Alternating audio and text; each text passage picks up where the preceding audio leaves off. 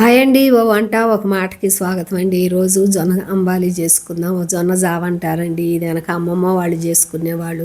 జొన్న సంగటి, రాగి సంగటి, జొన్న జావ, రాగి జావ కాసుకుని ఎంతో హెల్తీగా ఉండేవాళ్ళు.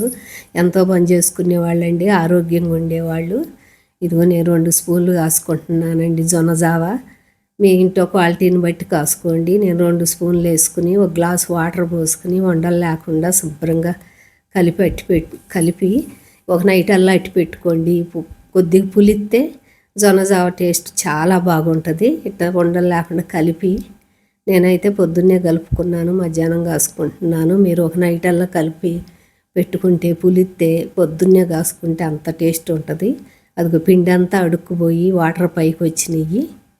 ఇప్పుడు దీన్ని కలుపుకుని మనం జొన్న జావ కాసుకుందాము. స్టవ్ మీద ఒక పెద్ద గిన్నె పెట్టుకోండి. హైలో పెట్టుకోకుండా లో టు మీడియంలో పెట్టుకుని ఎసరగాగినాక దీనికి 2 గ్లాసులు వాటర్ పోసుకున్నాము. మనం ఒక గ్లాసు పిండిలో పోసుకున్నాం కదా. ఇప్పుడు వాటర్ కాగేటప్పుడు 1/2 స్పూన్ సాల్ట్ వేసుకుని ఆ పిండి కలిపి దీనిలో పోసుకుని 5 నిమిషాలు ఉడకనియాలి. జొన్నజావ అయితే రెడీ అయిపోయింది. చిక్కగా ఉండకూడదండి, అట్ట పలసగా ఉంటే చాలా టేస్ట్ ఉంటుంది. మా ఫుల్ వీడియో ఉంది, ఒక లైక్ కొట్టండి, సబ్స్క్రైబ్ చేయండి.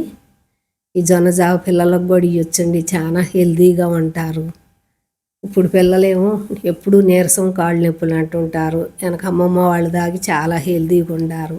ఆ ఉల్లి ముక్కలు పచ్చిమిర్చితో తాగుతుంటే చాలా టేస్ట్ ఉంటుందండి. బాయ్.